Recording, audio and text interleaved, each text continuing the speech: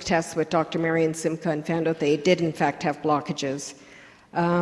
So I had a collar Doppler ultrasound with Dr. Simca, and then the venogram, which is the insertion of the dye, which is the most definitive test, and sure enough, both jugular veins very blocked.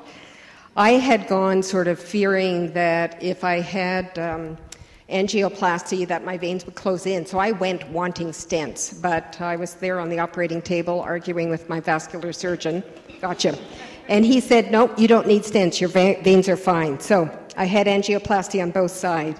The treatment, oh yeah, this was on the wall of the clinic. You don't see this in many Canadian hospitals. Anyways, next slide. The treatment took 25 minutes for me. For others, it took longer, again, through the femoral vein. I spent 1 night in a hospital, 7 nights of heparin shots after that. The doctors all spoke English. None of the nurses did. The neurologist that I met with, that's me just going into it, next day, I met with the neurologist, and he said, and I put his quotes in here, it's part of the MS puzzle. This can halt progression. Improvements happen within 6 months.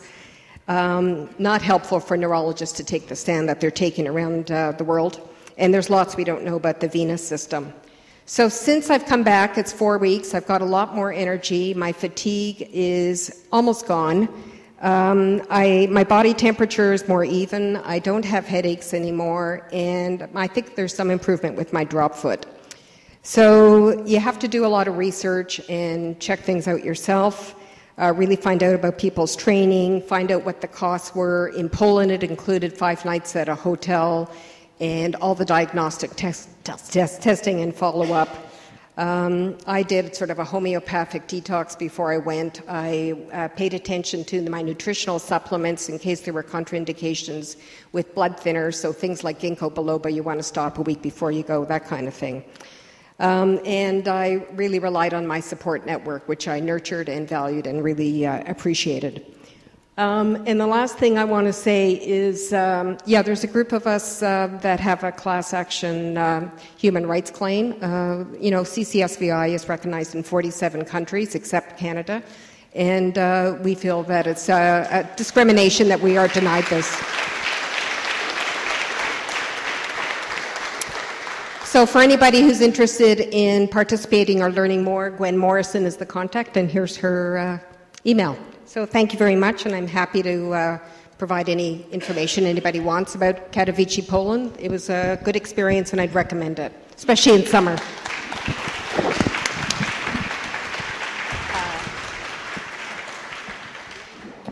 Thank you very much, Betty. And next on our list from Poland is Valerie McNeil. Hi, everyone. I'm Valerie McNeil, and I was diagnosed with MS 2 years ago in June 2008. My symptoms started up in about January 2008, numbness in my hands. Things were getting worse and worse to the point in June when I was diagnosed. I haven't worked since June 2008. That was a huge loss in my life because I had worked in my dream job as a counselor for just a year after I graduated and had to say goodbye to that. And as most of you know who can't work as a result of your MS, you have reduced income, significant reduced income. But the reason why I couldn't work is I suffered from very profound fatigue. So basically for the last 2 years, I lived on my couch. If I could struggle downstairs every day, I would.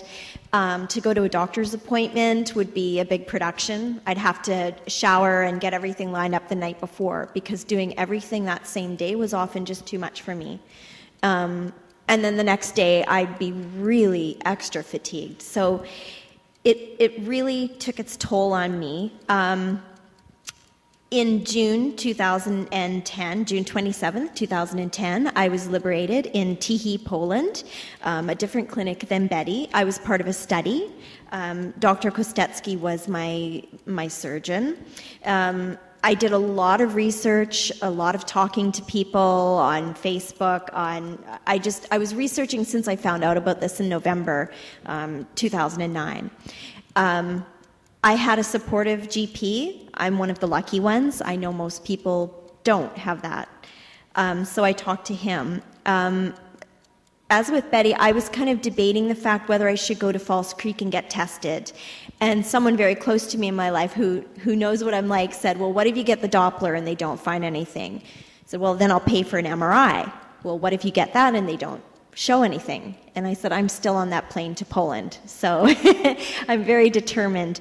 And in fact, when I had my angio, or my Doppler, ultrasound, and the MRV, in Poland, they didn't show much at all. In fact, they after my Doppler, they kept asking me, are you sure you have MS? Are you sure you've been diagnosed? You don't have Lyme disease? You don't have anything else? And I said, no, I have a positive diagnosis here. You know, my heart fell. I traveled all this way, and I thought, they're not going to, it's almost like you want them to find something bad. But then I went back to the hotel. There were 10 of us having it done that weekend, and most of them had the same results. So, you know, I've heard before that venography is the gold standard, and in my experience with the people I went with, that was definitely the case. During my surgery, both sides were blocked, and I had an angioplasty on my left jugular.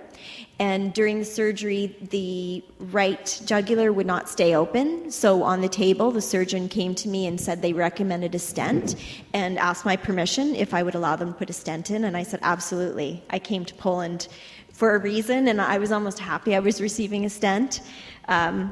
It seems like weird thinking, but I'm sure a lot of you can understand that. And they went into my azygos vein, and they said it was very narrow. They recommended getting tested again in a few years, but the blood flow was okay.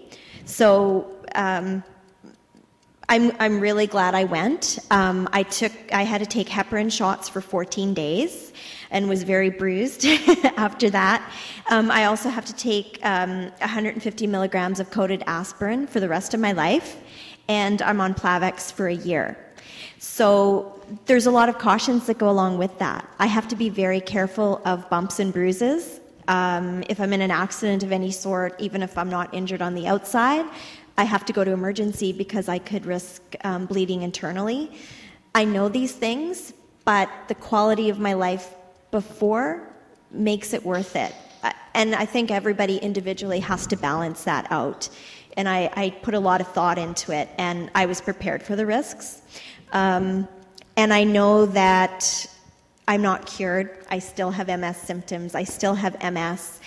But one of the main reasons that moved me to go is I have an 11-year-old daughter. And for the past 2 years, I've missed out on her recitals in school, any days parents go to school to take part in activities. You know, I aim to go, but I just can't get up those stairs to get dressed and get ready. And she's been a trooper, but she's missed out on a lot in the last few years, and she'd always say, it's okay, Mommy, I understand, but when you're 11, that's pretty hard to deal with. And I thought, if I can get the chance of being a more active mom and doing those things that I love to do with her, it's worth it, even if I get a bit of energy back. So I didn't feel anything the day of my surgery. Nothing much the next day. I rested the whole day in the hotel. And then on the second day after surgery, as the afternoon progressed, my energy was going up and up and up, like I had been given shots of caffeine or something like that. And it just continued to increase, which was a huge gift for me.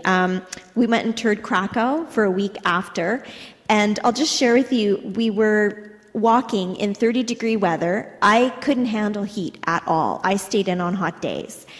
I couldn't walk, maybe a block on a good day, and it was a 2.5-hour walking tour, and halfway through I stopped myself and I thought, I can't believe I'm doing this. I can't do this. And I felt great after the tour. So that's when I knew,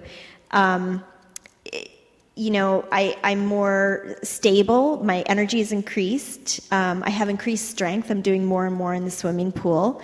My brain fog, I won't say it's gone because I need to cling to something for excuses. But also, I just want to get across to people there's no guarantees. In the last few weeks, my energy has gone downhill significantly. It's not nearly how bad it was. And I was also told by the surgeons that be patient. It takes up to a year. So I'm experiencing little changes, and my walking is improved. I was looking at a year, at a wheelchair in the very near future, and my walking is perfect now. So, yeah, I'm happy to talk to anyone about TIHI Poland and my experience, and I just thank you all for being brave enough to be here and finding out about this whole procedure. Thank you.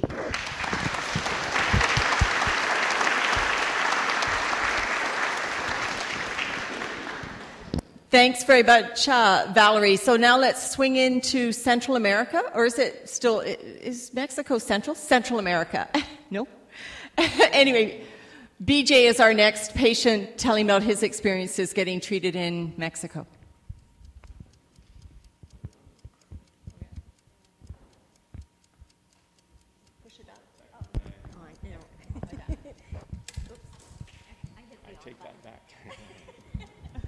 Hello.